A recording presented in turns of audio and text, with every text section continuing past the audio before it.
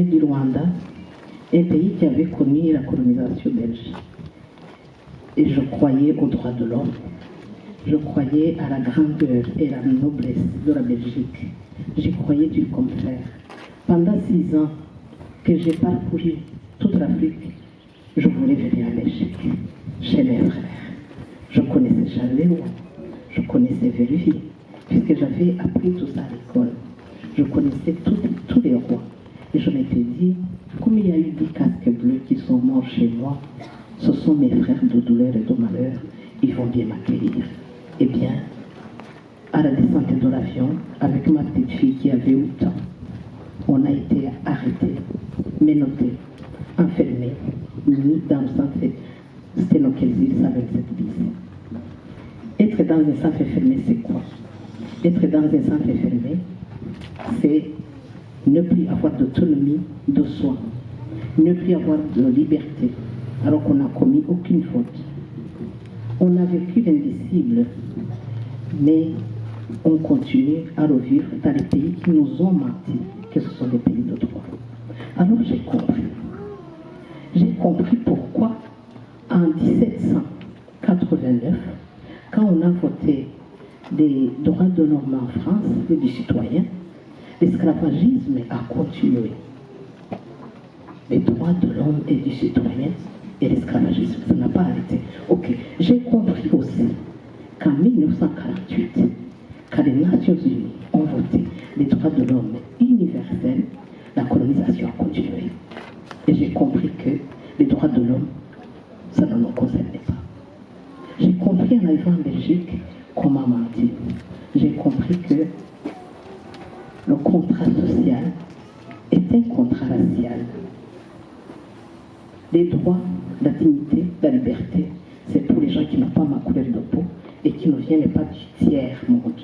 En fait, on nous appelle tiers-monde parce qu'on n'est pas le monde. On est le tiers humain.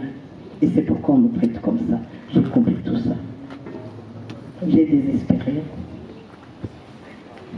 Et j'ai lutté comme je pouvais. Mais j'ai eu des alliés. Mes anciens professeurs de l'université, puisque j'ai suivi des cours de pharmacie et j'avais des professeurs de l'université d'Anvers, à qui j'ai fait appel à travers des avocats, des interprètes et tout ça, qui ont témoigné que j'étais bel et bien une vraie réfugiée. Et au bout de 3 ans, j'ai pu avoir mes papiers. Au bout de 3 ans de lutte. Donc je suis sortie du centre fermé. Donc je dis non au centre fermé. Parce que ce n'est pas une vie, c'est l'antichambre de la mort. Et ce qui est le plus dur, c'est pire qu'une prison. Il y a des gens qui disent c'est moins qu'une prison. Non, c'est pire qu'une prison. Puisqu'au moins dans la prison, tu sais quand tu y entres et tu peux prévoir quand est-ce que tu y sors. Mais dans les centres fermés, tu sais que tu y sors pour aller à la mort, pour retourner là où tu as voulu fuir. C'est pire, parce que ça ne te donne aucune perspective. Non seulement tu es innocent, mais en plus, on ne te donne aucune perspective.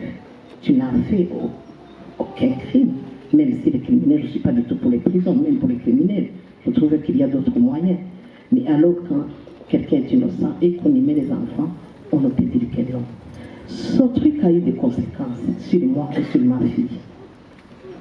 Mais quand on a été broyé par des génocides, par des guerres, par des parcours d'exil, et en plus on s'en fait fermer, on ne sait même plus qu'est-ce qui nous broie. Ceux qui connaissent l'intersectionnalité des dominations, tout ça s'écrase sur nous. Mais je donne quand même un mot d'espoir. Aujourd'hui, je suis là, je suis vivante, je travaille, je suis propriétaire, je suis une privilégiée, je suis devenue une petite bourgeoise même.